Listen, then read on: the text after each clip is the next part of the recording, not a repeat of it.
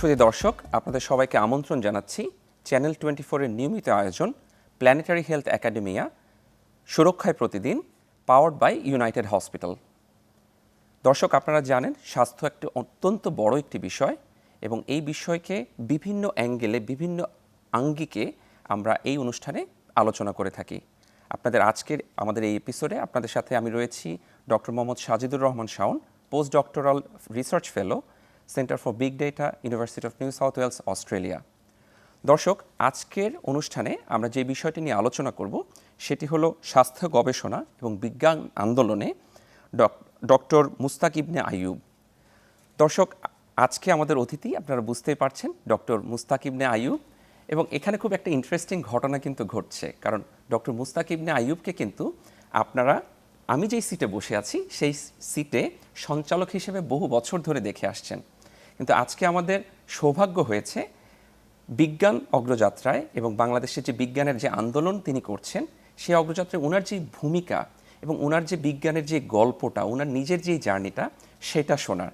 So আজকে আমরা অতিথির আসনে পেয়েছি আপনার ডক্টর মুস্তাক ইবনে আইয়ুবকে। ডক্টর মুস্তাক ইবনে আইয়ুব, আপনাকে আমাদের অনুষ্ঠানে স্বাগতম। দর্শক, মুস্তাক ইবনে আইয়ুব সম্পর্কে আমি যদি একটু ছোট্ট করে ওনার ভূমিকা নিয়ে দিতে চাই। উনি ঢাকা ইউনিভার্সিটির জেনেটিক ইঞ্জিনিয়ারিং এবং বায়োটেকনোলজি ডিপার্টমেন্টের অ্যাসিস্ট্যান্ট প্রফেসর, এবং উনি অক্সফোর্ড ইউনিভার্সিটি থেকে পিএইচডি কমপ্লিট করেছেন এবং কমপ্লিট করে এখন দেশে শিক্ষকতা করছেন। তবে আমি বেশি কিছু বলবো না, এই গল্পটা আমি ডক্টর মুস্তাক থেকে শুনতে চাই।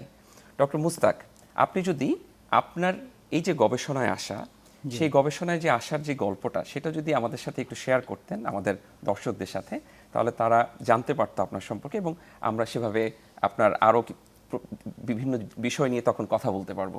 প্লিজ। অনেক অনেক ধন্যবাদ ডক্টর শাওন, এবং আপনাকে অভিনন্দন জানাই যে আজকে সঞ্চালক হিসেবে আপনি আমাদের সাথে যুক্ত হয়েছেন। এটি আমরা সবাই যারা এই অনুষ্ঠানটায় আসি সুরক্ষায় প্রতিদিনে, আমরা বলি যে এটি একটি আন্দোলন আমাদের জন্য। আসলে আমরা বিজ্ঞানকে, স্বাস্থ্য গবেষণাকে সাধারণ মানুষের কাছে তাদের বোধগম্য ভাষায় পৌঁছাতে চাই, এবং সেই যাত্রায় আপনাকে আমরা আজকে সামিল করেছি এবং আপনি দীর্ঘদিন আমাদের সাথে এই যাত্রায় থাকবেন সেটি প্রত্যাশা করছি এবং আবারও আপনাকে অভিনন্দন জানাচ্ছি। আমি গবেষক হিসেবে আমার যেই যাত্রা সেটি অবশ্যই বলতে হবে ঢাকা বিশ্ববিদ্যালয়ে আমি পড়াশোনা শুরু করেছি জেনেটিক ইঞ্জিনিয়ারিং বায়োটেকনোলজি বিভাগে। সেখানে আসার পর আনুষ্ঠানিক যাত্রা সেখানে। তবে আমার ব্যক্তিগত অভিমত হচ্ছে যে আমরা আসলে ভবিষ্যতে কে কী হব তার কিছুটা শুরু যেটা, অথবা আমরা যেটা বলি যে বীজ উপ্ত হওয়া বা বপন হওয়া, সেটা কিন্তু আমাদের শৈশবেই হয়। আমরা যেখানে বেড়ে উঠি সেখানে। আমার বেড়ে ওঠা গ্রামে, একেবারেই বাংলাদেশের একটি টিপিক্যাল গ্রাম বলতে যা বোঝায় সেরকম একটি জায়গায় আমি বেড়ে উঠেছি, মাদারীপুর জেলার কালকিনি থানায়। আমার গ্রামের নাম মোহরুদ্দির চর। সুতরাং আমার এক বন্ধু বলেছিল যে তুমি চরে বেড়ে উঠেছো এরকম, কিন্তু ওটি ঠিক নামে চর, একটি প্রতিষ্ঠিত গ্রাম সেটি। এবং সেখানে আমি যখন বেড়ে উঠি গ্রামে বেড়ে ওঠার একটা ম্যাজিক আছে।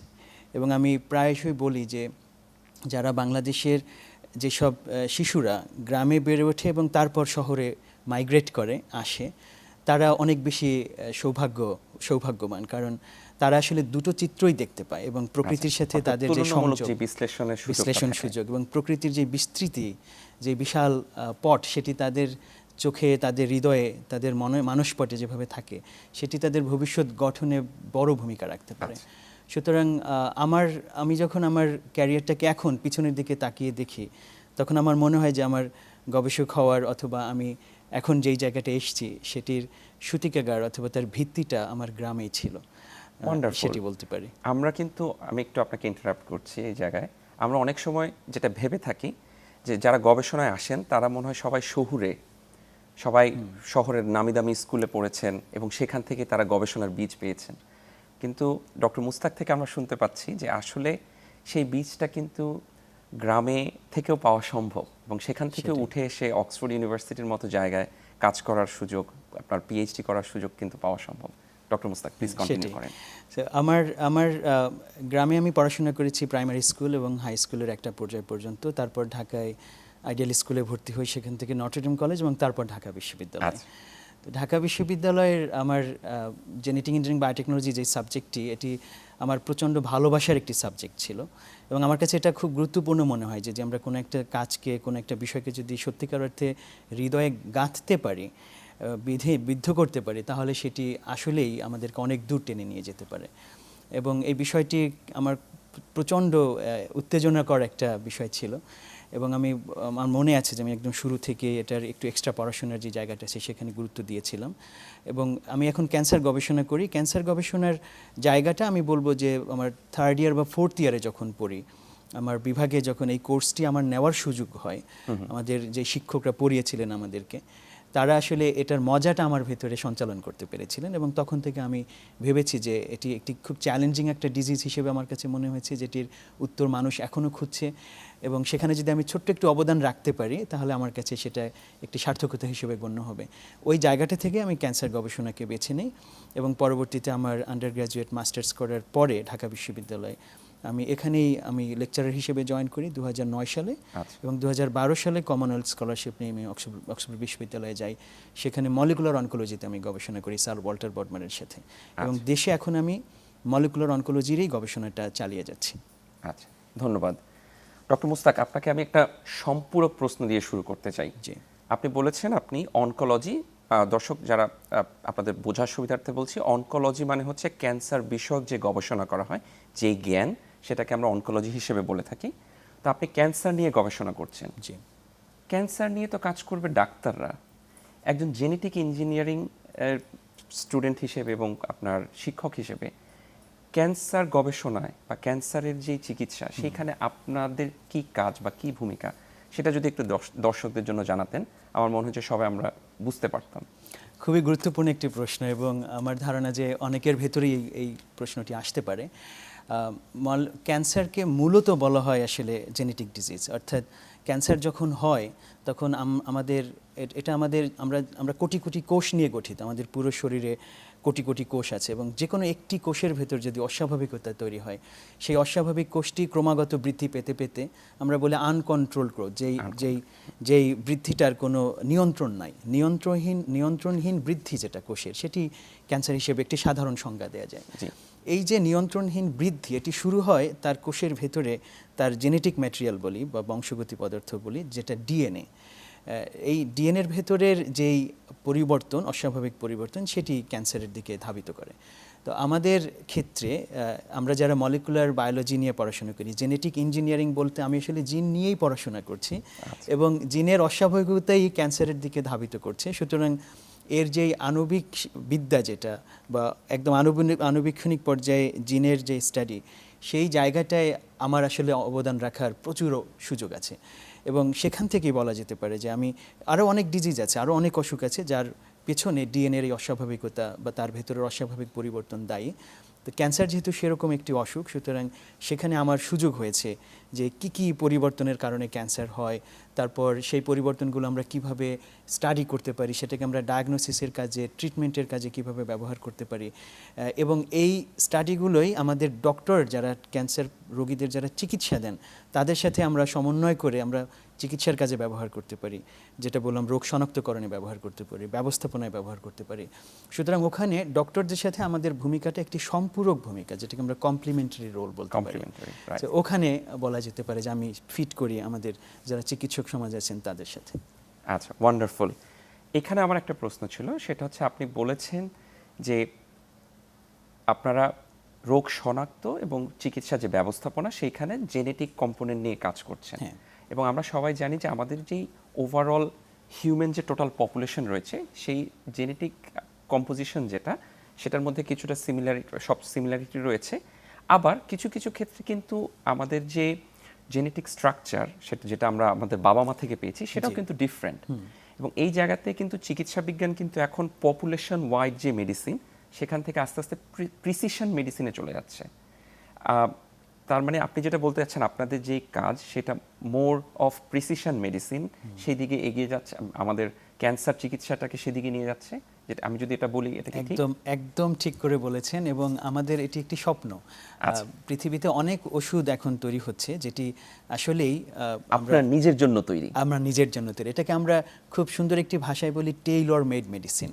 আমরা যখন একজন টেইলরের কাছে যাই কাপড় বানাতে, আমি প্রত্যেকের মাপ কিন্তু আলাদা হয়। আমার মাপের স্যুট আপনি পরতে পারবেন না, আপনারটা আমি পরতে পারবো, কিন্তু ঠিক ভালোভাবে ফিট হবে।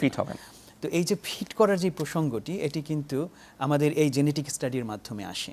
সুতরাং বাংলাদেশে আমরা যখন কোনো একটি ড্রাগ আমরা এখানে প্রেসক্রাইব করব রোগীদের জন্য, সেখানে কিন্তু আমাদের ওই জেনেটিক মেকআপটা জেনে যদি আমরা প্রেসক্রিপশনটা দেই, তাহলে তার উপকার হওয়ার সম্ভাবনা বেশি।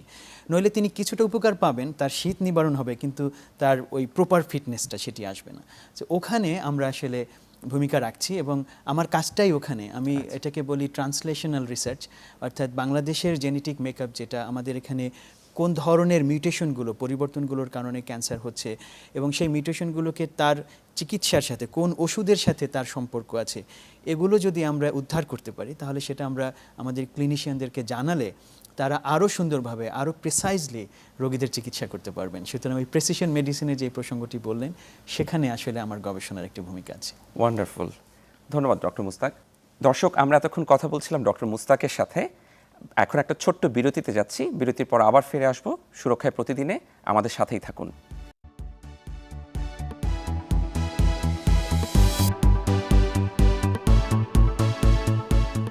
দর্শক, আমরা আবার ফিরে এলাম সুরক্ষায় প্রতিদিন অনুষ্ঠানে। আমাদের সাথে আছেন ডক্টর মুস্তাক এবং আমি ডক্টর শাওন। আমাদের সাথে থাকার জন্য ধন্যবাদ। আমরা ডক্টর মুস্তাক থেকে শুনছিলাম প্রিসিশন মেডিসিন নিয়ে, মলিকুলার অনকোলজি নিয়ে, একজন জেনেটিক ইঞ্জিনিয়ার কিভাবে ক্যান্সারের যে চিকিৎসা, ক্যান্সারের যে শনাক্তকরণ, সেখানে কিভাবে ভূমিকা রাখতে পারেন। সেই প্রেক্ষিতে আমরা আরও কিছু জিনিস জানবো। ডক্টর মুস্তাক, আপনি খুব একটা ইউনিক পজিশনে আছেন। আমরা ঢাকা ইউনিভার্সিটিকে বলি হচ্ছে প্রাচ্যের অক্সফোর্ড। সেই প্রাচ্যের অক্সফোর্ডে আপনার আন্ডার গ্রেড পড়ার সুযোগ হয়েছে, অর্থাৎ ব্যাচেলর আপনি কমপ্লিট করেছেন। তারপর সেখানে শিক্ষক হিসেবে জয়েন করেছেন। এরপর আপনার জার্নিটা প্রাচ্যের অক্সফোর্ড থেকে পাশ্চাত্যের যে অক্সফোর্ড আপনার ইংল্যান্ডে, সেখানে আপনি তখন সেখানে যাওয়ার সুযোগ হয়েছে এবং সেখানে পিএইচডি করেছেন। সেখানে প্রায় 5 বছর ছিলেন। এরপরে আপনি আবার ব্যাক করে আমাদের যে প্রাচ্যের অক্সফোর্ড ঢাকা ইউনিভার্সিটিতে জয়েন করেছেন। এই যে প্রাচ্য এবং পাশ্চাত্যের অক্সফোর্ড, এই দুই জায়গায় আপনার যে এক্সপিরিয়েন্স, সেই এক্সপিরিয়েন্সের আলোকে আমাদেরকে যদি একটু শেয়ার করতেন যে আপনার কাছে কি মনে হয়েছে যে আমাদের আসলে এই দুটো প্রতিষ্ঠানের মধ্যে পার্থক্য কীরকম, সিমিলারিটি কীরকম, এবং আমরা কি আসলেই আমাদের ঢাকা ইউনিভার্সিটি অর্থাৎ প্রাচ্যের যে অক্সফোর্ড, এটা কি এগিয়ে যাচ্ছে এবং কিভাবে এগিয়ে যাচ্ছে, এবং যদি কোনো জায়গায় কিছু ঘাটতি থেকে থাকে কোন জায়গায়, এটা নিয়ে যদি আপনার কিছু চিন্তাভাবনা আমাদেরকে সাথে শেয়ার করতেন প্লিজ। এটি খুব সেন্সিটিভ প্রশ্ন একদিক থেকে, কারণ দুটোই আমার খুব প্রাণের কাছের প্রতিষ্ঠান। আমি ঢাকা বিশ্ববিদ্যালয়ের কাছে প্রচণ্ড কৃতজ্ঞ যে এই বিশ্ববিদ্যালয় বলা হয়ে থাকে যে আমাকে উঠতে সাহায্য করেছে, আমার ওড়ার জন্য প্রস্তুত করেছে, এবং সে কারণে বিশ্ববিদ্যালয়ের অনেক সীমাবদ্ধতা আছে। আমাদের সম্ভবত আমি আমার বিশ্ববিদ্যালয়ের প্রায় সকল শিক্ষার্থীর ভয়েসটাকেই রিপ্রেজেন্ট করছি যে বিশ্ববিদ্যালয়ে যখন আমরা পড়ি তখন আমরা এর সীমাবদ্ধতা নিয়ে অনেক কিছু বোধ করি, কিন্তু যখন এটাকে ছেড়ে যাই তখন আমরা বুঝতে পারি যে এটি আমাদেরকে কতভাবে সমৃদ্ধ করেছে। ঢাকা বিশ্ববিদ্যালয় খুব ইউনিক একটি প্রতিষ্ঠান। আমি কিছুদিন আগে ডক্টর সিরাজুল ইসলাম চৌধুরীর একটি প্রবন্ধ পড়ছিলাম। তিনি বলেছিলেন যে এটি একদিক থেকে যেমন একটি শিক্ষা প্রতিষ্ঠান এবং অন্য দিক থেকে একটি রাষ্ট্র গড়ার একটি প্রতিষ্ঠানও বটে। সেই দিক থেকে পৃথিবীর অন্য বিশ্ববিদ্যালয়গুলোর সাথে ঢাকা বিশ্ববিদ্যালয়ের এই যে ইউনিক পার্থক্য, এটি আমাদের মাথায় রাখলে তখন আমরা বোধহয় বিশ্ববিদ্যালয়ের প্রতি আরেকটু সদয় হতে পারি। আমরা যতটা নির্দয়ভাবে বিশ্ববিদ্যালয়টাকে মাঝে মাঝে ক্রিটিসাইজ করি, সেখান থেকে হয়তো বের হওয়া সম্ভব। এবং পৃথিবীর আমার মনে হয় না আর কোনো দ্বিতীয় বিশ্ববিদ্যালয় আছে যেটি একটি রাষ্ট্রের জন্মে এতখানি গুরুত্বপূর্ণ ভূমিকা রেখেছে। সেই বিষয়টুকু রেখে আমি বলি যে ঢাকা বিশ্ববিদ্যালয়ের যেই আমরা এই সব অবদান স্বীকার করে আমরা বিশ্ববিদ্যালয়টাকে বিশেষ করে যেখানে উত্তরণ করতে চাই, যেখানে দেখতে চাই, সেই জায়গাটা আমাদের জার্নিটা, আমাদের যাত্রাটা কিছুটা হলেও স্লো বা একটুখানি আস্তে আগাচ্ছে বলে আমার মনে হয়। কিন্তু আমি আশাবাদী যে এখন সাম্প্রতিক সময়ে বেশ কিছু উদ্যোগ হয়েছে, আমাদের বিশ্ববিদ্যালয়ের গবেষণার সক্ষমতা আগের তুলনায় অনেক বেড়েছে। এবং আমি প্রায়শই গিয়ে বলি যখন গবেষণার প্রসঙ্গ আসে যে আমার বিভাগে জেনেটিক ইঞ্জিনিয়ারিং বায়োটেকনোলজি বিভাগে প্রায় 13 কোটি বা এর চেয়েও বেশি, মানে 14 থেকে 15 কোটি টাকার মতো যন্ত্রপাতি আছে, আধুনিকতম যন্ত্রপাতি, যেটা আপনি পৃথিবীর অন্য বিশ্ববিদ্যালয়গুলো অন্য একটি আধুনিক গবেষণাগারে পাবেন। এবং আমাকে যখন ইউজিসি বা ইউনিভার্সিটি গ্রান্ট কমিশন বা ঢাকা বিশ্ববিদ্যালয় যখন 1 লক্ষ টাকার একটি গবেষণা অনুদান দেয়, তখন আমি হতাশ হই না। আমি বলি যে আমার কাছে 13 কোটি 1 লাখ টাকা আছে, কারণ আমার কাছে তো 13 কোটি টাকার ভিত্তি আমার বিভাগ আমাকে দিয়েছে, আমার বিশ্ববিদ্যালয় দিয়েছে।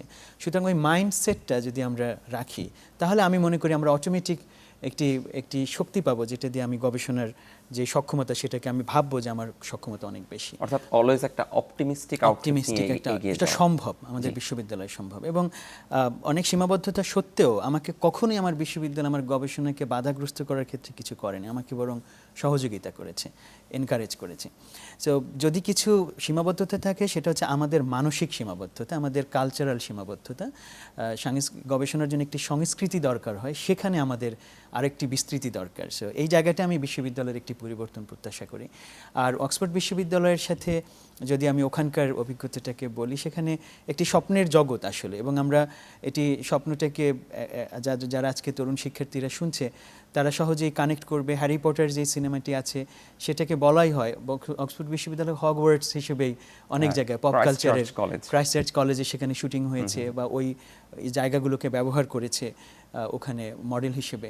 সুতরাং এই একটা ম্যাজিক্যাল চিত্র আমাদের মনে আছে। এবং আমরা যারা ওখানে পড়াশোনা করেছি, তার মধ্যে আপনি করেছেন সেখানে পড়াশোনা, এবং আমরা একসাথে সেখানে ছিলাম, সেই অভিজ্ঞতা থেকে আমরা জানি যে আসলে ওখানে অনেক ম্যাজিক্যাল অনেক এলিমেন্ট আছে, পড়াশোনা থেকে শুরু করে লাইফস্টাইল, এবং তারপর সেখানকার সাংস্কৃতিক কর্মকাণ্ড, বিভিন্ন সেক্টরে অন্তর্ভুক্ত হওয়ার যে সুযোগ, ওটা আমাকে প্রচণ্ডভাবে সমৃদ্ধ করেছে। তবে আমি কখনোই অক্সফোর্ডের ওই এক্সপিরিয়েন্সের সাথে বাংলাদেশের এটাকে কখনোই তুলনা করি না। এবং ওখানে আমি যে অভিজ্ঞতা অর্জন করেছি, সেটার থেকে আমি অনেক ইতিবাচক জিনিস নিয়ে এসেছি আমার ভেতরে, কিন্তু ওটা আমাকে কখনোই ব্যথিত করে না, বা আমাকে কখনো আমার ভেতরে হাহাকার তৈরি করে না যে ওটা এখানে নাই। কারণ আমি জানি যে বাস্তবতাটা কী বাংলাদেশে, এবং আমি সেভাবে নিজেকে মানিয়ে নিয়েছি। এটা আমার অ্যাকসেপ্টেন্স যে রেঞ্জ, সেটার ভেতরে এটা অলরেডি ফিক্সড, যে আমি বাংলাদেশে আমি কী পাবো, এবং সেটাকে আমি স্বীকার করেই আমি এখানে কাজ করছি। আচ্ছা, খুবই ভালো লাগলো। আপনি বলছিলেন যে অক্সফোর্ড থেকে আপনি যেটা শিখে এসেছেন সেগুলো এখানে ইমপ্লিমেন্ট করার ট্রাই করছেন, এবং আমি জানি যে আপনি বিভিন্ন আপনার ইউনিভার্সিটিতে যে কাজ, যে কর্মকাণ্ড রয়েছে, সেটার বাইরেও বিভিন্ন আরও এক্সট্রা কারিকুলার এবং কো কারিকুলার অ্যাক্টিভিটিস কাজ করছেন, এবং সেখানেও আপনি প্রচেষ্টা অব্যাহত রাখছেন। তার মধ্যে অন্যতম হচ্ছে cancer care and research trust. এটি আপনি প্রতিষ্ঠা করেছেন এবং বর্তমানে আপনি সেটার চেয়ারম্যান। সো এই বিষয়টা নিয়ে আমি একটু জানতে চাচ্ছি যে এই যে cancer care and research trust, এই প্রতিষ্ঠানটির ভূমিকা কি, এবং এখানে আপনারা আসলে কি ধরনের কাজ করছেন? অনেক ধন্যবাদ। এটি আসলে খুব হৃদয়ের খুব কাছের একটি প্রতিষ্ঠান, এবং প্রশ্নটাও খুব হৃদয়ের কাছের। আমি যখন পিএইচডি করতে যাই ওখানে, আমার সুপারভাইজার তখনই তার বয়স ছিল সম্ভবত 82 বছর। তো এবং তখনও গবেষণা চালাচ্ছেন, এবং তিনি এখনও গবেষণা করছেন। তিনি এখন স্টুডেন্ট নেন। আমার সাথে কয়েকদিন আগেও কথা হয়েছে স্যার ওয়াল্টার বডমার, তাকে 2020 সালে আমি বাংলাদেশে এনেছিলাম। 1 সপ্তাহ আমাদের সাথে ছিলেন, আমাদের তরুণদের সাথে আমাদের একটি network of young biotechnologist Bangladesh, ওই কংগ্রেসে তিনি লেকচার দিয়েছিলেন। তারপর আরও বেশ কিছু প্রতিষ্ঠানে আমি তাকে নিয়ে গেছিলাম। তার একটি কথা আমার খুব কানে বাজে। উনি বলেছিলেন যাওয়ার সময় যে মুশতাক, আমি বাংলাদেশ সম্বন্ধে যে ধারণাটা ওখান থেকে নিয়ে এসেছিলাম, এখানে এসে সেটা সম্পূর্ণ ভেঙে গেছে, এবং বাংলাদেশ সম্বন্ধে উনি প্রচণ্ড আশাবাদী একটা চিত্র নিয়ে গেছেন, এবং বিশেষ করে এখানকার তরুণদের সম্বন্ধে যে এদের যে ব্রাইটনেস। উনি একটা পোস্টার সেশনে ছিলেন, এবং আমি দেখেছি যে ঘুরে ঘুরে সবগুলো পোস্টার উনি দেখছেন। পরে উনি বলেছেন যে ওরা যে এত সুন্দর চিন্তা করতে পারে, এবং এত ডিপ লেভেলে তারা ভাবতে পারে, এবং পোস্টারে সেটা প্রেজেন্ট করেছে, এটা তাকে খুব বিমোহিত করেছে। এবং এই জিনিসটা কিন্তু একটা রিপল ইফেক্ট থাকে। এই যে উনি বাংলাদেশের তরুণ গবেষকদের নিয়ে খুব একটা বিমোহিত হলেন, এই বিষয়টা কিন্তু উনি যখন আবার ফেরত যাবেন, সেখানে কিন্তু ওনার কলিগদের সাথে আলোচনা করবেন, সেটাই। এবং ওনার কলিগদের মধ্যে তখন কিন্তু বাংলাদেশের যেই ছাত্ররা রয়েছে যারা গবেষণা করতে চায়, তাদের সম্পর্কে কিন্তু একটা পজিটিভ ভাইবের জন্ম হবে। সেখান থেকে কিন্তু পরবর্তীতে তারা কিন্তু দেখা যাবে যে পিএইচডি বা অন্যান্য যে কোনো প্রোগ্রামে বাংলাদেশি স্টুডেন্টদেরকে নেয়ার যে প্রবণতা, সেটা কিন্তু একটা সাবকনশিয়াস মাইন্ডে কিন্তু একটা পজিটিভিটি ক্রিয়েট করবে আমাদের স্টুডেন্টদের সম্পর্কে। সেটাই সো এই যে তার সম্বন্ধে আমি একটুখানি বলে নিলাম এই বিষয়টি, কিন্তু আমি যখন পিএইচডি করতে যাই তখন তিনি আমাকে একদিন বললেন কথা প্রসঙ্গে যে তুমি যদি এখানে ক্যান্সার সমস্যার সমাধান করার জন্য গবেষণা করে থাকো তাহলে কিন্তু তুমি হতাশ হবা, কারণ this problem is really deep এবং এটা কমপ্লেক্স, এটাকে তুমি একা সমাধান করতে পারবে না। কিন্তু শুধু বাংলাদেশে না, উন্নত বিশ্বে সমস্যা। হ্যাঁ, উনি ওটাই বলেছেন যে as a disease it's a complex disease, আমরা মাত্র এটাকে আন্ডারস্ট্যান্ড করছি কিন্তু এর সব সূত্রগুলো আমাদের এখনো কিন্তু জানা নাই। কিন্তু তুমি যদি ভাবো যে তোমার কাজটি এই কমপ্লেক্সিটি যেটা আছে, জটিলতা আছে, এটা নিরসনে কিছুটা হলে ভূমিকা রাখবে, এই স্যাটিসফ্যাকশনটা যদি তুমি নিতে পারো তাহলে তুমি এই কাজটি করে আনন্দ পাবে। এটা আমাকে খুব আলোড়িত করেছে ওই সময়টা, কারণ আমি তো আসলে গিয়েছি ক্যান্সার সমস্যার সমাধান করতে। As a novice PhD student এটা আমাদের ড্রিম, আমি যেই ফিল্ডে কাজ করব ওটার সব সমাধান আমার হাতে হবে, দ্যাটস হোয়াট উই এক্সপেক্ট না। তো কিন্তু ওটা আমাকে খুব ভাবালো বিষয়টা, এবং তখন থেকে আমার মনের মধ্যে কাজ করছিল যে যদি আমি এটার পার্মানেন্ট সলিউশন এখনই না পাই তাহলে আমি কিভাবে আর মানুষের জীবনে ভূমিকা রাখতে পারি। এখন তো যারা ক্যান্সারে আক্রান্ত তাদের সেবাটা, তাদের সমাধানটা এখনই দরকার। এখন থেকে 50 বছর পরে তো এই রোগীকে আমি পাবো না, এই যে মানুষটি এখন সাফার করছে তাকে পাবো না। ওই ভাবনাটা থেকে তখন আমার মনে হয়েছিল যে আমরা যদি একটি সংগঠন দাঁড় করাতে পারি যেটি থেকে এখনই যারা রোগী, এখন যে নিডগুলো আছে সেই নিডগুলো কিছু হলেও আমরা সাপোর্ট করতে পারবো, সমাধান করতে পারবো, তাহলে খুব কাজ দেবে। এটি একটি ভাবনা। এবং তারপর ওখানে আমি ম্যাকমিলান নামে একটি অর্গানাইজেশন আছে যারা ক্যান্সার পেশেন্টদেরকে সাপোর্ট করে, ক্যান্সার রিসার্চ ইউকে নামে একটি বড় অর্গানাইজেশন যারা ক্যান্সার গবেষণাকে তারা অর্থ সাহায্য দেয়। এই দুটো অর্গানাইজেশনের মডেল আমি মাথায় নিয়ে তখন আমার মনে হলো যে আমি এমন একটা সংগঠন করতে চাই যেটা বাংলাদেশে ক্যান্সার রোগীদেরকে সহযোগিতা করবে, তাদের ভিতরে সচেতনতা তৈরি, অ্যাওয়ারনেস বিল্ড আপ সেটা করবে, তাদেরকে অর্থ সাহায্য দেবে যদি তাদের ওষুধ কিনতে বা অন্য কাজে সাহায্য লাগে সেটা করবে। একই সাথে আমরা যারা ক্যান্সার রিসার্চার যারা আছি তাদেরকে তাদের গবেষণা চালানোর জন্য ফান্ডিং দেবে, অনুদান দেবে। সুতরাং ওই চিন্তা থেকে cancer care research trust Bangladesh, এটিকে আমরা এমন একটি অর্গানাইজেশন হিসেবে দাঁড় করছি যেটি রোগীদেরও সেবা করে, তাদেরও সহযোগিতা করে, আবার বাংলাদেশে ক্যান্সার গবেষক যারা আছে তাদের গবেষণাকে ফান্ডিং করে। আমরা কিন্তু ফান্ডিং রেইজ করি, মানুষ আমাদের এখানে ডোনেট করে, সেই টাকাটাকে একসাথে করে আবার আমরা গবেষণায় অনুদান দেই এবং রোগীদেরকে আমরা সাপোর্ট করি। এই দুটো কাজ আমরা একসাথে এগিয়ে নিচ্ছি।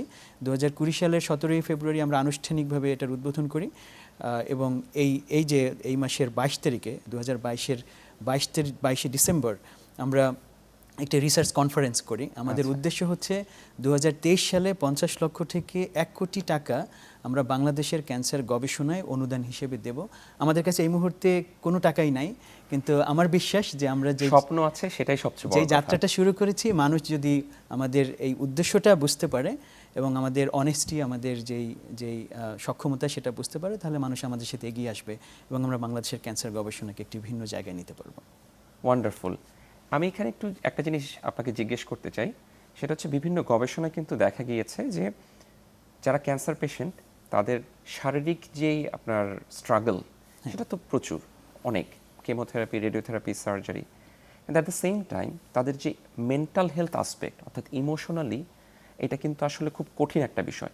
এবং শুধু তাদের জন্য না, তাদের যে পরিবারবর্গ রয়েছেন তাদের জন্য কিন্তু এটা খুব একটা মেন্টাল হেলথের যে একটা আপনার ইস্যু সেটা কিন্তু খুব বড় হয়ে দেখা দেয়, কারণ এটাতে আপনার প্রিয়জনকে হারানোর একটা ভয় রয়েছে, একই সাথে আপনার অনেকগুলো ফাইন্যান্সিয়াল বার্ডেন রয়েছে। সো আপনারা কি ক্যান্সার পেশেন্ট বা সেই পরিবারদেরকে মেন্টাল হেলথ সাপোর্ট দেওয়ার জন্য কি কোনো প্ল্যান করেছেন নাকি বা ভবিষ্যতে করবেন? এই ব্যাপারে যদি আপনার ভাবনা জানতে চাই। খুবই গুরুত্বপূর্ণ প্রশ্ন এবং আমি আপনাকে ধন্যবাদ জানাই যে প্রশ্নটি আপনি স্পন্টেনিয়াসলি, এটা কিন্তু আপনার বোর্ডে লেখা নাই, আপনি জাস্ট আলোচনার সূত্রে এনেছেন। এবং বাংলাদেশে এই জায়গাটা সবচেয়ে উপেক্ষিত। আমাদের আলোচনা প্রসঙ্গে ব্যক্তিগত আলোচনায় ডক্টর ফজলুর রাব্বি বলেছিলেন যে ক্যান্সার একটি নেগলেক্টেড ডিজিজ বাংলাদেশে, আমরা উপেক্ষা করি এই অসুখটাকে, এবং বেশিরভাগ সময় উপেক্ষার চিত্র হচ্ছে যে একদম লেট স্টেজে ডিজিজটা এসে ধরা পড়ে, তখন কিছু করার থাকে না। ক্যান্সার যদি আগের স্টেজে, খুব আর্লি স্টেজে ধরা পড়ে তাহলে এটাকে আমরা কিওর করতে পারি, অলমোস্ট অনেক ডিজিজ আছে যে কিওর করা যায়। তো কিন্তু এই যে মানসিকভাবে যে স্ট্রাগল যেটা, এবং ক্যান্সার একটি ব্যক্তিগত অসুখ না, যেটা খুব এক্সপেন্সিভ এবং এটার সাফারিংসটা অনেক বেশি, সে কারণে এটা রোগী এবং তার পরিবার এবং তার আশপাশ সবাইকে এটা প্রভাবিত করে। এই বিষয়টিকে গুরুত্বে রেখে আমরা যেই প্রথম যে অনুষ্ঠানটি আয়োজন করেছিলাম ক্যান্সার সম্পর্কে, সেটি কিন্তু আমাদের মানসিক স্বাস্থ্য সম্পর্কিত ছিল, যে আমরা কিভাবে এটিকে একটি সামষ্টিক অসুখ হিসেবে দেখে, সামষ্টিক অস্বাভাবিকতা হিসেবে দেখে পুরো জিনিসটাকে কিভাবে আমরা সমাধান করতে পারি এবং যে কোনো support জিনিসের করতে লং পারি। টার্ম সলিউশনে আপনি যদি বিগ পিকচার থিঙ্কিংটা না করেন, তাহলে তাহলে কিন্তু ওই যে আপনার খুব ন্যারো ফোকাসডে অতটুকুই কাজ করা হবে। সেটাই, সে কারণে আমরা ওই বিস্তৃত চিত্রটা নিয়েছি।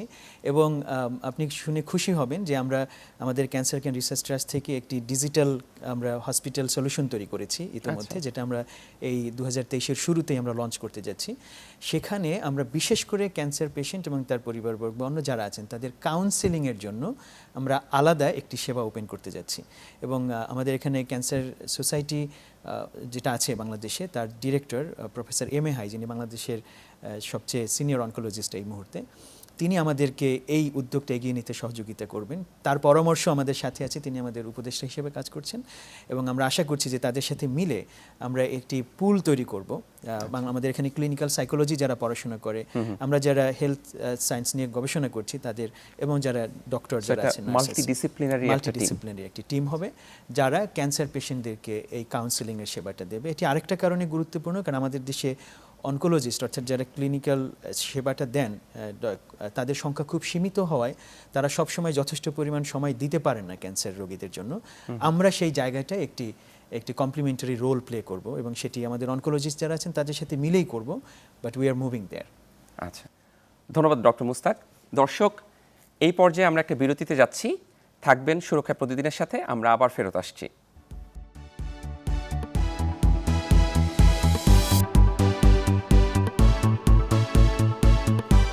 দর্শক, আবারও স্বাগত জানাচ্ছি সুরক্ষায় প্রতিদিনে। আপনাদের সাথে রয়েছে আমি ডাক্তার শাওন, এবং আমার সাথে রয়েছেন ডক্টর মুস্তাক। আমরা কথা বলছিলাম বাংলাদেশে বিজ্ঞান চিন্তা, বিজ্ঞান আন্দোলন, বিজ্ঞান গবেষণা এবং বিশেষ করে ক্যান্সারের যে বিষয়টা সেটা নিয়ে।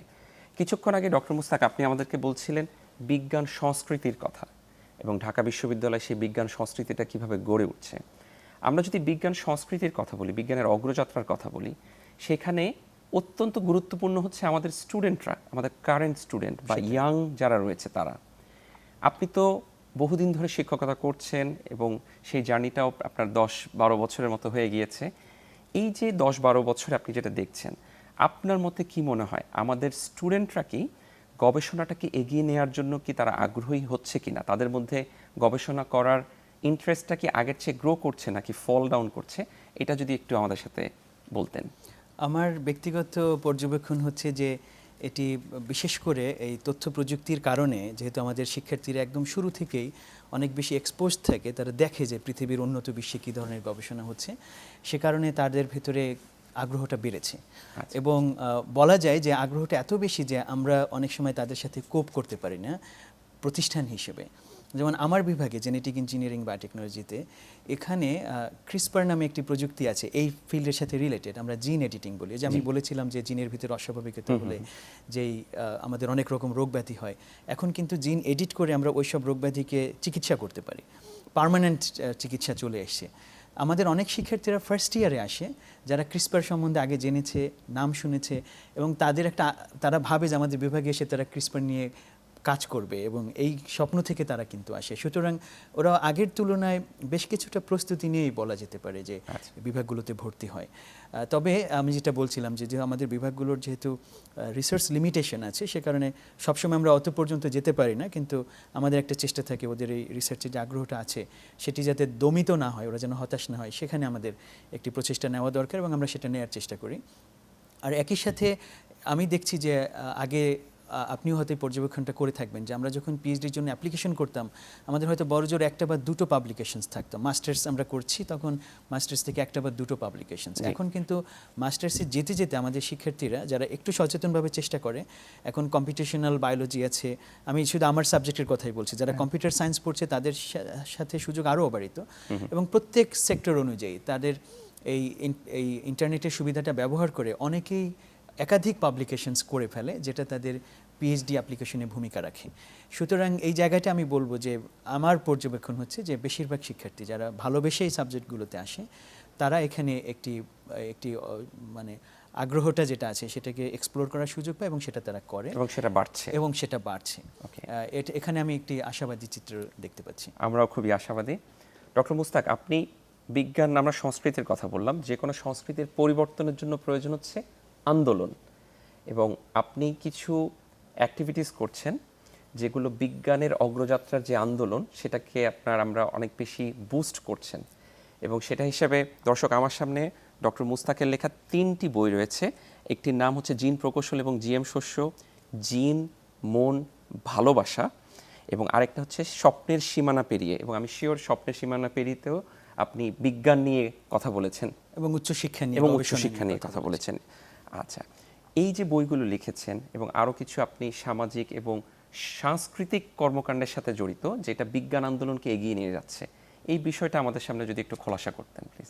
আমার কাছে একটি বিষয় খুব গুরুত্বপূর্ণ মনে হয়, সেটি হচ্ছে আমি বিজ্ঞান পড়ব কেবল বিজ্ঞানী হওয়ার জন্য নয়, বিজ্ঞান মনস্কতা তৈরি করা নিজের ভেতরে, সেটি খুব গুরুত্বপূর্ণ।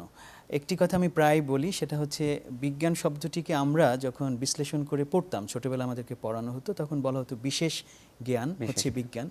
যখন বিশেষ শব্দটা যুক্ত হয়ে যায় তখন আমরা অনেকেই ভাবতে পারি, ভীত হয়ে যেতে পারি যে তাহলে এই জ্ঞানটা বুঝি আমার জন্য নয়, বিশেষ জ্ঞান তাহলে বিশেষ মানুষের জন্য। এই ভয়টা থেকে আমাদেরকে বের হওয়াটা খুব জরুরি, এবং যত মানুষকে আমরা এই ভয় থেকে বের করতে পারবো তত তাদের মনটা উদার হবে এবং তাদের চোখ খুলে যাবে, তারা আরও অনেক যৌক্তিক সিদ্ধান্ত নিতে পারবে। আমরা যে কুসংস্কার বলি সেটা থেকে তারা বের হতে পারবে। একটি কথা এটি আমার নিজস্ব একটি উপলব্ধি, যে সায়েন্স অ্যান্ড সুপারস্টিশন, অর্থাৎ বিজ্ঞান এবং কুসংস্কার দুটোর সূচনা হয় একই জায়গা থেকে। সেটা হচ্ছে আমি বলি পর্যবেক্ষণ থেকে। আপনি একই জিনিস দেখে একজন কুসংস্কারাচ্ছন্ন মানুষ এক ধরনের সিদ্ধান্ত নেবে, আর একজন সায়েন্টিস্ট আরেক ধরনের সিদ্ধান্ত নেবে। যেমন ছোট্ট একটা এক্সাম্পল হচ্ছে, আমরা যেটাকে মার্স গ্যাস বলি, যে আমাদের জলাশয়ে যেই মিথেন গ্যাসের কারণে যে আলোটা তৈরি হয়, সেটা একজন যে জানে না বিজ্ঞান, সে বলবে এটা আলেয়ার আলো, এখানে ভূত আছে। আর যিনি বিজ্ঞান তিনি জানেন যে ওখানে মিথেন হঠাৎ বাতাসের স্পর্শে এসে আলোটা তৈরি হয়েছে, সুতরাং এখানে ভয়ের কিছু নাই। এই যে পার্থক্যটা তৈরি করা, এটি আমি মনে করি যে বিজ্ঞান মনস্কতা তৈরি করা, বিজ্ঞান আন্দোলনের একটি গুরুত্বপূর্ণ বার্তা হওয়া উচিত। সেই জায়গাটা আমি আসলে কাজ করার চেষ্টা করি, আমার লেখালেখি, আমার যেসব সংগঠনের সাথে সংযুক্তি, সেটি আমার ওই উদ্দেশ্যে। এই বিষয়ে আমি আপনার সাথে সম্পূর্ণভাবে একমত, কারণ আমার মনে হয় একজন তরুণ শিক্ষার্থীকে আপনি কোনো একটা রিসার্চ মেথডের কোনো একটা টেকনিক সম্পর্কে বলে তাকে বোঝানো এবং তাকে বিজ্ঞানের প্রতি আগ্রহী করে তোলা কিন্তু খুব কঠিন ব্যাপার, অ্যাটলিস্ট আমরা যদি টোটাল জনগোষ্ঠীর আঙ্গিকে চিন্তা করি। কিন্তু আপনি যদি একটা বই লিখেন যেখানে বিজ্ঞানের বিভিন্ন বিষয়গুলো লুকিয়ে রয়েছে, তখন ওই যে তার এক্সকিউজ মি সাবকনশিয়াস যে মাইন্ড রয়েছে, সেখানে কিন্তু আস্তে আস্তে বিজ্ঞান চিন্তাটা এমনভাবে ঢুকে যাবে। সো আমি আপনার সাথে একমত ওই ক্ষেত্রে, যে পর্যবেক্ষণ, অ্যাট দ্য সেম টাইম আমাদের এই যে সাবকনশিয়াস মাইন্ড, যেটা আমরা আসলে যেটার প্রতি আমরা নিজেরা কনশাস না, সেখানেও কিন্তু একটা পরিবর্তনের একটা সুযোগ রয়েছে। হ্যাঁ, এবং এই কাজগুলো কিন্তু সেটাকেই ত্বরান্বিত করছে আমার মনে হয়, সেখানে বিজ্ঞান চিন্তাটাকে পুশ করছে। এখানে আমি একটি পরিবর্তনের কথা বলি। ইদানিং আমাদের দেশে এই যাত্রাটা শুরু হয়েছে, সেটি হলো আমরা বলি যে একজন শিক্ষার্থীকে আগের যে ফিলোসফি যেটা ছিল, আমরা ক্লাসরুম টিচিং বলতে বুঝাম শিক্ষক বলবেন, শিক্ষার্থী শুনবে এবং সে লিখে নিয়ে যাবে, নোট করবে। কিন্তু এখনকার ফিলোসফিটা বলে যে তাকে শেখানোটা না, বরং তাকে শিখতে উদ্বুদ্ধ করাটা হচ্ছে আমাদের শিক্ষক হিসেবে সবচেয়ে বড় দায়িত্ব। লার্নিং হাউ টু লার্ন, কারণ ওটা হলেই তখন সে নিজের মতো করে এক্সপ্লোর করা শুরু করবে, তার জগৎটা সে নিজে বিস্তৃত করে নেবে। কারণ শিক্ষক হিসেবে আমি তাকে আর কতটুক দিতে পারি, সে কতক্ষণ আমার সাথে থাকে। কিন্তু যদি তাকে আমি ওই শেখাটায় উদ্বুদ্ধ করতে পারি, তাহলে বাকি সময়টাও সে নিজের মতো করে এক্সপ্লোর করবে। ওই জায়গাটায় আমাদের কাজ করা দরকার, এবং আমি এবং আমার সাথে যারা আছেন, তার মধ্যে আপনিও আছেন, আমরা আসলে ওই উদ্দেশ্যটাই অর্জন করার চেষ্টা করছি একসাথে। ওয়ান্ডারফুল। ডক্টর মুস্তাক, আমি জানি যে এই যে বিজ্ঞান নিয়ে কাজ করা, আপনি নিজে বিজ্ঞানী হিসেবে কাজ করা, অবসর সময় বিজ্ঞান চিন্তাটাকে জনগোষ্ঠীর মধ্যে প্রচার করা, বিজ্ঞানের আন্দোলন করা অনেক কঠিন একটি কাজ। এই কাজটা একা করাটা আসলে অনেক ক্ষেত্রে ইম্পসিবল। নিশ্চয়ই এর পেছনে আপনার প্রচণ্ড মানসিক যে শক্তি, সেটার সাথেও অন্যান্য পারিপার্শ্বিকে যারা রয়েছেন, আপনার ইনস্টিটিউশনাল হোক, আপনার পরিবার পরিজন হোক, তারাও নিশ্চয়ই সাহায্য করছেন। এবং সেখান থেকে আপনি কী ধরনের পৃষ্ঠপোষকতা পাচ্ছেন, এই ব্যাপারে যদি একটু বলতেন। এটি খুবই গুরুত্বপূর্ণ প্রশ্ন, এবং আমার মনে হয় যে আমাদের প্রত্যেকের জীবনে কেউ না কেউ থাকেন যারা আমাদের জীবনটা গড়ে দেওয়ার ক্ষেত্রে সবচেয়ে গুরুত্বপূর্ণ ভূমিকা রাখেন। আমার একদম ছোটোবেলাটা আমার মায়ের সাথেই কেটেছে। আমার বাবা অনেক দূরে থাকতেন, মাঝে মাঝে আসতেন। আমার বাবার সাথে আমার ওরকম কোনো ছোটোবেলার ওরকম কোনো স্মৃতিই নেই যে যেমন বাবার কোলে উঠে আমি কোথাও যাচ্ছি, এটা আমার স্মৃতিতে নাই। আমি আমার মায়ের সাথে বেড়ে উঠেছি, সুতরাং মায়ের অবদানটা আমার বলতে হবে যে, এবং এখন যখন আমি তাকাই কোনো একটা সমস্যার সমাধানে, তখন আমি দেখি যে আমার মায়ের চিন্তাটা আমাকে প্রচণ্ডভাবে তার সাথে খুব অ্যালাইন করে। সুতরাং সেখানে আমি একটা গুরুত্বপূর্ণ একটি পেয়েছি, মনে হয় একটা জেনেটিক একটি ভূমিকা এসছে। আমি আমার মা এবং বাবার প্রতি কৃতজ্ঞতা জানাই যে তারা আমাকে এভাবে গড়ে তুলেছেন। আর আমার জীবনে আমি এই যে এখন পর্যন্ত যে প্ল্যানিংটা হয়েছে, সেখানে আমার বড় ভাই আসলে একজন আর্কিটেক্ট হিসেবে ভূমিকা রেখেছেন। সুতরাং যদি বলা হয় যে আমার ক্যারিয়ারের আর্কিটেক্টকে, তাহলে সেটা বলতে হবে যে আমার বড় ভাই নেসারউদ্দিন আয়ুব। তিনি আমার এই যে লেখালেখি বলি বা আমার যেই কাজগুলো, সেখানে তিনি শেপ আপ করেছেন আমাকে। আর একই সাথে যখন আমরা ইনস্টিটিউশনে আসি, তখন আমাদের প্রত্যেকের লাইফে মেন্টর দরকার হয়। আমি প্রায় বলি যে আমার একাডেমিক মাদার হচ্ছেন প্রফেসর হাসিনা খান, আমাদের বিভাগের প্রথম চেয়ারপারসন যিনি ছিলেন এবং বায়োকেমিস্ট্রি বিভাগের অধ্যাপক, এবং এখন বাংলাদেশে পাট গবেষণা এবং মলিকুলার বায়োলজির গবেষণায় তিনি অগ্রগণ্য ভূমিকা রেখেছেন। তিনি আমাকে সবসময় প্রচণ্ড উৎসাহ দিয়েছেন, এবং আমার প্রথম যেই বইটি প্রকাশিত হয়, জিন প্রকাশ হলো মানব ক্লোনিং, সেই বইটি তার উৎসাহ ছাড়া বোধহয় আমি প্রকাশ করতে পারতাম না। তিনি এতখানি আমাকে আলোড়িত করেছিলেন, এবং তারপর যখন যেখানে যেটুক দরকার হয়েছে, শি ওয়াজ অলওয়েজ দেয়ার। আমি তাদের কাছে কৃতজ্ঞ। একই সাথে প্রফেসর জেবা ইসলাম সিরাজ, বায়োকেমিস্ট্রি বিভাগের আমার বিভাগের যারা শিক্ষক আছেন, প্রফেসর আনোয়ারুল আজিম আখন্দ, এরা যারা আছেন, প্রফেসর সাবিন ইয়াসমিন, আমি সবার কাছে কৃতজ্ঞতা জানাচ্ছি। আর বিশেষ করে একজনের কথা বলতে চাই, প্রফেসর আহমদ শামসুল ইসলাম। বাংলাদেশে আমাদের যে গবেষণা হয় আমাদের মলিকুলার বায়োলজির, সেখানে তিনি সবচেয়ে সিনিয়র গবেষক এবং এখনও বেঁচে আছেন। স্যার প্রায় 90-95 ছাড়িয়ে গেছেন তার বয়সের দিক থেকে। তিনি আমাকে ভিন্নভাবে চিন্তা করতে শিখিয়েছেন। তার সাথে বয়সের পার্থক্য আমার অনেক, বুঝতেই পারছেন, কিন্তু তিনি আমাকে প্রচণ্ডভাবে সাহায্য করেছেন ভাবতে। আর সর্বশেষে আমি প্রফেসর নাঈম চৌধুরী, তার নাম অনেকে হয়তো শুনবে, বাংলাদেশে বায়োটেকনোলজি আন্দোলনের অন্যতম একজন পৃষ্ঠপোষক ছিলেন, একজন নেতা ছিলেন তিনি। তার সাথে আমার কিছু কাজ করার সুযোগ হয়েছিল ব্র্যাক বিশ্ববিদ্যালয়ে। আমি প্রায় 7 বা 8 মাস তার সাথে ছিলাম। তিনি নিজে শুধু একজন ব্যক্তি না, তিনি একটি প্রতিষ্ঠান ছিলেন। সুতরাং তার কাছ থেকে আমি অনেক কিছু শিখেছি। আমি এদের সবার কাছে কৃতজ্ঞ যে তাদের এই সহযোগিতা, তাদের লার্নিংটা আমার ভেতরে এসছে। আর আমার বন্ধুরা আমাকে যে নিরলস সহযোগিতা করেছে আমার ক্যারিয়ারের বিভিন্ন পর্যায়ে, তাদেরকে আমি ধন্যবাদ জানাচ্ছি এই সুযোগে। ওয়ান্ডারফুল। আপনার এই যে ধন্যবাদ দিলেন, এই ধন্যবাদ দেওয়াটাও কিন্তু বড় হৃদয়ের পরিচয়। আপনি যে কাজগুলো করছেন সেগুলো কিন্তু অনেক বড় মাপের হৃদয় নিয়ে আপনি কিন্তু এগিয়ে চলেছেন। কারণ আমি যখন আপনাকে ক্যান্সার নিয়ে প্রশ্ন করেছি, আমি যখন আপনাকে ঢাকা বিশ্ববিদ্যালয় নিয়ে প্রশ্ন করেছি, তখন আপনি কিন্তু বলেছেন এগুলো আপনার প্রাণের সাথে জড়িত, এবং সেই প্রাণের মধ্যে যে আরও অনেককে আপনি ধন্যবাদ দিয়েছেন, সেটাও কিন্তু একটা বড় হৃদয়ের পরিচয়। তো দর্শক, আমি তো ডক্টর মুস্তাকের সাথে যদি আমাকে কথা বলতে দেওয়া হয়, আমি মনে হয় আরও 2 ঘন্টা কথা বলতে পারবো, বাট আমাদের সময় স্বল্পতার কারণে এখানে শেষ করতে হচ্ছে। ডক্টর মুস্তাক থেকে আমরা জানতে পারলাম ক্যান্সার গবেষণা নিয়ে একজন জেনেটিক ইঞ্জিনিয়ারিংয়ের কী ভূমিকা থাকতে পারে। ঢাকা বিশ্ববিদ্যালয়ে ওনার শিক্ষকতা, শিক্ষা ভাবনা, আপনার ঢাকা বিশ্ববিদ্যালয়ের রিসার্চের কালচার কিভাবে গ্রো করছে, অ্যাট দ্য সেম টাইম উনি যে অক্সফোর্ড বিশ্ববিদ্যালয়ে পড়েছেন সেটার সাথে প্রাচ্য এবং পাশ্চাত্যের যে অক্সফোর্ড, সেই দুটো অক্সফোর্ডের মধ্যে উনি কীভাবে মিলবন্ধন করার চেষ্টা করছেন সে সম্পর্কে আমরা জেনেছি ওনার নিজের প্রতিষ্ঠিত প্রতিষ্ঠান cancer care and research trust সম্পর্কে, এবং সেখানে কিভাবে তারা ক্যান্সার রোগী এবং আপনার রোগীর পরিবারকে সাহায্য করে যাচ্ছেন সে বিষয়ে আমরা জেনেছি। এবং সর্বশেষ আমরা জেনেছি কিভাবে বাংলাদেশের তরুণ শিক্ষার্থীদের মনে বিজ্ঞান গবেষণা এই জিনিসগুলোকে উনি নার্চার করার চেষ্টা করছেন, যেন আর্লি স্টেজ থেকে তারা কুসংস্কারাচ্ছন্ন না হয়ে বিজ্ঞানের পথে হেঁটে যেতে পারে। তো ধন্যবাদ ডক্টর মুস্তাক, আমরা বিদায় নিচ্ছি। এবং শুধু আমি আপনাকে শেষ কথায় বলতে চাই, স্বাস্থ্য গবেষণা এবং বিজ্ঞান আন্দোলনে আপনার যেই অগ্রণী ভূমিকা, সেটার আমরা সাধুবাদ জানাই, এবং আমরা সবাই শুভকামনা করছি যে আপনি আরও অনেক দূর এগিয়ে যাবেন এবং বাংলাদেশের যে বিজ্ঞানের যেই একটা পরিবর্তন আসছে, সেই পরিবর্তনে আপনার ভূমিকা সবসময় থাকবে। ধন্যবাদ, ভালো থাকবেন। আপনাকে অনেক ধন্যবাদ, এবং আবারও আমরা আসলে একসাথে সারথি আসলে এই জার্নিতে, এবং আপনাকে আবার অভিনন্দন জানাই, এবং আমরা একসাথে এগিয়ে যাব সেই প্রত্যাশা করে দর্শকদের ধন্যবাদ জানিয়ে আমি বিদায় নিচ্ছি। তো দর্শক, এতক্ষণ আমাদের সাথে থাকার জন্য অত্যন্ত ধন্যবাদ। আগামী পর্ব দেখার আমন্ত্রণ জানিয়ে, যেখানে হয়তো আমরা স্বাস্থ্য বিষয়ক নতুন কোনো টপিকে নতুন কোনো অতিথির সাথে আবার আলোচনা করব, সেটা দেখার আমন্ত্রণ জানিয়ে আমি বিদায় নিচ্ছি। ডাক্তার শাওন, আপনারা সবাই ভালো থাকবেন, সুস্থ থাকবেন।